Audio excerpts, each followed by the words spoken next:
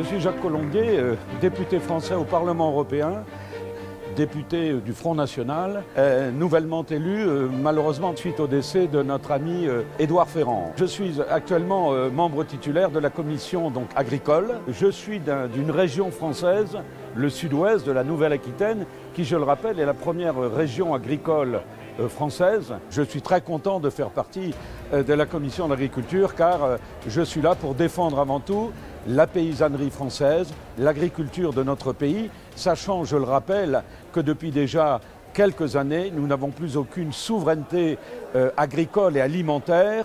Et j'ai ainsi eu l'occasion, il y a quelques semaines, d'aller au Brésil, dans une délégation de la commission agricole, de me rendre compte sur place du danger des accords internationaux passés entre l'Union européenne et les pays tiers, et ainsi mettant en danger des filières entières agricoles, la filière bovine, la filière du lait, des céréales.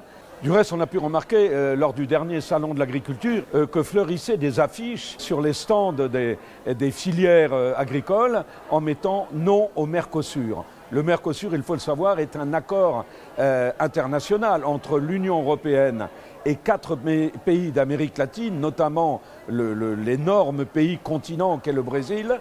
Et là, l'Union européenne, s'il re-signait cet accord commercial et agricole, eh bien, affaiblirait et attaquerait encore un peu plus l'agriculture française dans sa filière bovine, des volailles et des céréales, surtout avec le soja, le maïs ou la canne à sucre.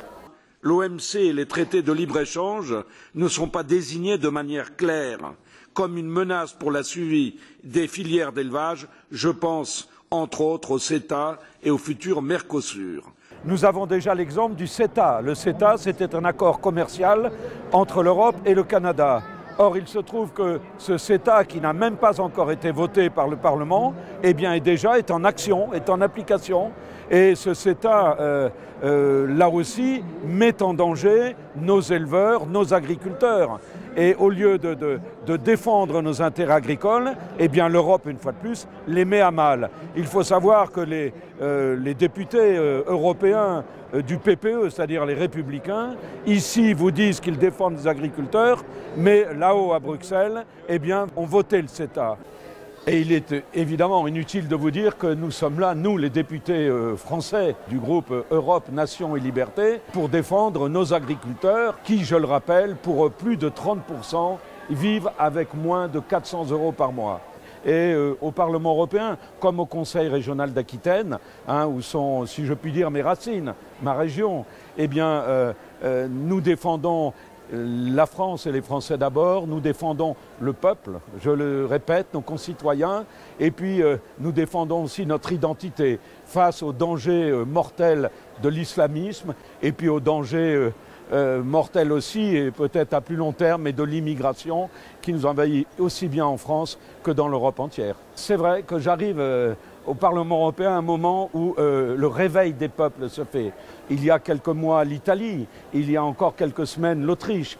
Eh bien, les peuples se lèvent contre le carcan européen, contre cette Europe qui détruit les peuples, qui détruit les identités, qui détruit les nations, qui nivelle par le bas et appauvrit les peuples d'Europe. Eh bien, je pense que dans la perspective des élections européennes l'année prochaine, eh bien, de plus en plus de pays nous rejoignent.